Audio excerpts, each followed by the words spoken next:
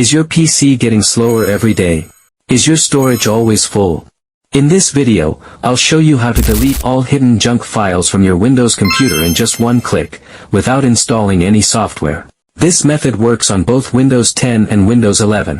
Most people manually delete temp files using the %temp% folder. But the problem is, many junk files are skipped, and this method only cleans one folder. Windows actually stores junk in multiple hidden locations. Today, I'll show you how to automate the entire process.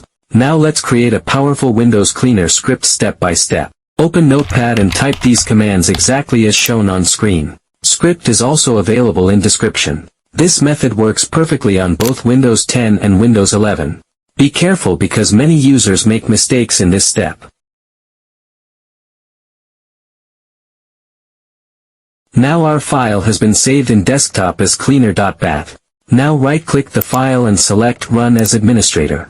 Watch this, the CMD window automatically starts deleting junk files from your computer.